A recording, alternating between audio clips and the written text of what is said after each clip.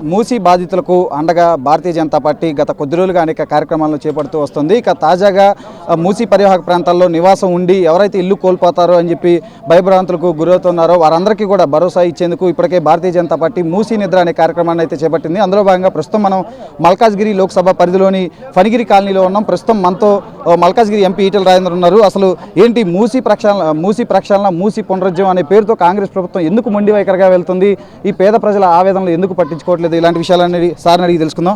Sir చెప్పండి, అసలు కాంగ్రెస్ ప్రభుత్వం ముఖ్యంగా ప్రధానంగా రేవంత్ రెడ్డి ప్రతిసారి మూసీ గురించి ఆయన మాత్రమే మాట్లాడుతున్నారు. ఎందుకు ఇంత మొండిగా రేవంత్ రెడ్డి సర్కార్ వెళ్తుంది అనుకుంటున్నారు? అసలు ఆయన ఇచ్చిన హామీలు అమలు చేసే దమ్ము లేదు కాబట్టి ప్రజల మూడ్ని డైవర్ట్ చేయాలి, ప్రజలను నన్నడం కాదు, ప్రజలే వాళ్ళంతా వాళ్ళ సమస్యలు కూరుకుపోయినట్టు ఒక నీచమైన ఎత్తుగడ కావచ్చు.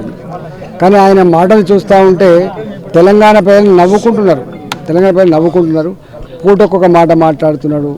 ఇవాళ అక్కసుతో గుడ్డి దేశంతో ఇతర పార్టీల నాయకులు మాట్లాడి తీరు చూస్తూ ఉంటే నవ్వుకుంటూ ఉన్నారు. ఇవాళ నిజంగానే దమ్ముంటే మూసీ నదికి అటుపక్కకు ఇటుపక్కకు ఎక్కడ గండిపేటన మొదలు పెడదాం, మీరు గౌరవల్లి దాకా నడుద్దాం. ప్రజలు కనుక నీకు ఎక్కడన్నా నువ్వు గొప్ప పని చేస్తున్నావు అని చెప్పి కనుక అంటే మేమందరం వాలంటరీగా మా ఇళ్ళన్నీ ఇచ్చిపెట్టిపోతాం. కానీ ఇవాళ ఎక్కడో నల్లగొండ జిల్లాలో పాదయాత్ర చేసి ఇలా మా మీద ఊసుకొలిపే ప్రయత్నం చేయడం, హైదరాబాద్లో మూసికి ఇటుపక్క ఉండే ప్రజలంతా కూడా నల్లగొండ ప్రజానికి అనేది వ్యతిరేకమైన ప్రచారం చేయడం అనేది అత్యంత దుర్మార్గమైంది.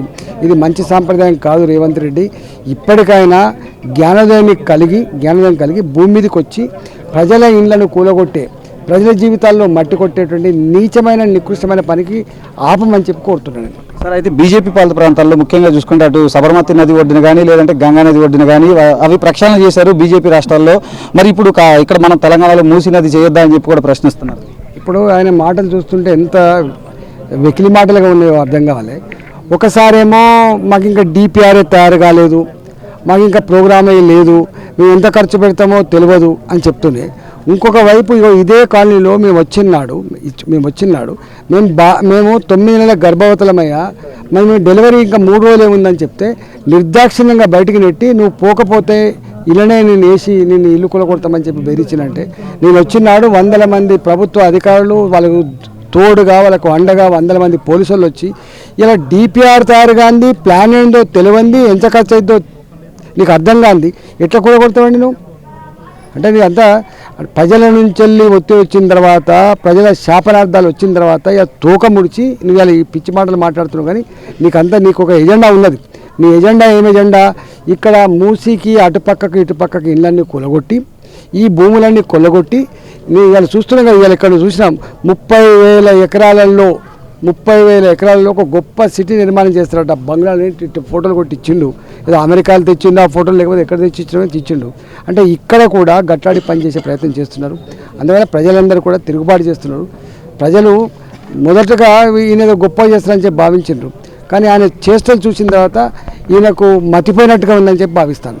సార్, అయితే మూసీ బాధితులకి ప్రభుత్వం డబుల్ బెడ్రూమ్లు ఇస్తుంది, మెరుగైన ప్యాకేజీ కూడా ఇస్తున్నాం, కేవలం ప్రతిపక్షాలు వాళ్ళని రెచ్చగొట్టి రాజకీయ పబ్బం గడుపుకుంటున్నాయని చెప్పి కూడా అధికార పార్టీ నేతలు అయితే విమర్శిస్తున్నారు. ఒక మాట ఇప్పుడు నేను చెప్పడం కానీ ఒక సుజాతమ్మ ఉంది, శ్రీదేవమ్మ, ఇక్కడ ఒక 10 మంది మహిళలతో మాట్లాడు.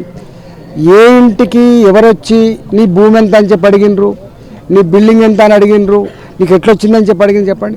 ఏమీ అడగకుండానే RBX రివర్ బెడ్ ఎక్స్ అని చెప్పి రాసి మీకు వనస్థలిపురంలో డబుల్ బెడ్రూమ్లు రెడీగా ఉన్నాయి, మీరు కనుక పోకపోతే ఇంత డబుల్ బెడ్రూమ్ కూడా రాదని చెప్పి బెదిరించిన ఎవరు అడగండి. నేను చెప్పడం కానీ వాళ్ళని అడగండి. అందుకని ఇవాళ రేవంత్ రెడ్డి చెప్పే బ్రోకర్ మాటలు ఎన్నికల ముందు నడిచింది తప్ప ఇవాళ ముఖ్యమంత్రిగా ఉండి అలాంటి మాటలు మాట్లాడి అలాంటి చేతలు చేస్తే ఇవాళ ప్రజలు ఎట్లా తిరగబడతారో అర్థమైంది. సార్, మూసీ పరివాహక ప్రాంతాల్లో పాదయాత్ర చేద్దామని చెప్పి మీరు కూడా ప్రభుత్వానికి పిలుపునిచ్చారు. అయితే రేవంత్ రెడ్డి గతంలో చెప్పారు వాడపల్లి నుంచి మూసీ నది ఎక్కడైతే పుట్టిందో అక్కడ వరకు మనం అందరం పాదయాత్ర చేద్దాము, ప్రజలు కనుక వద్దు అంటే ఆపేద్దామని చెప్పి అన్నారు కదా. మరి మమ్మల్ని పిచ్చికుక్క కడతామని చెప్పి అన్నాడు. పిచ్చికుక్క ఆయన కలిసినట్టున్నది. వాడపల్లి దాకా మాకేం పని అండి, నాకు అర్థం కాదు. మా పని అంతకి గౌరవ దాకా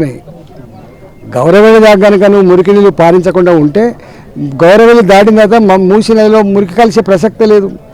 ఈ మూసీ మొత్తం దుర్గంధపూరితంగా మారేది ఈ ఎక్కడ గోల్కొండ ఇతల నుంచి గండిపేట ఇతల నుంచి మొదలుపెట్టి గౌరవెల్లి వరకే ఈ మురికంతా ఇలా కలుస్తుంది.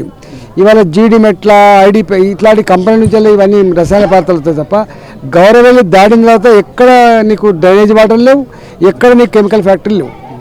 సార్, అయితే రేవంత్ రెడ్డి అనేక వేదికల మీద స్పష్టంగా క్లియర్గా చెప్తున్నారు, మూసి పునరుజ్జీవం చేసి తీరుతామని చెప్తున్నారు. మరి ఈ పరిస్థితి చూస్తే మాత్రం జనాలు మాత్రం రోడ్ల మీదకి వచ్చి ఆందోళన వ్యక్తం చేస్తున్నారు.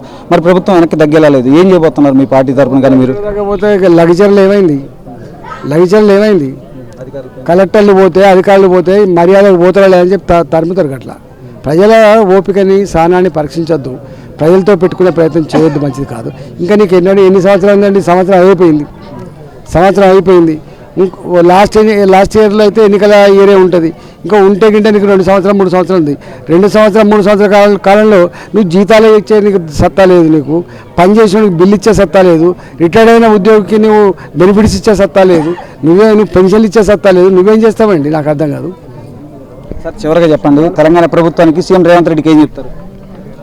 ఇప్పటికైనా నీకు అదృష్టం కొద్దీ ముఖ్యమంత్రి అయినవు, భూమి మీద ప్రయాణం చేసి నీ మంచి సలహాదారులు పెట్టుకొని ప్రజల జోలికి పోకుండా ఇచ్చిన హామీలు అమలు చేసుకుంటా కాలం గడిపే ప్రయత్నం చేయి తప్ప, లేకపోతే నీ ఫీజులు పీకుడు ఖాయం.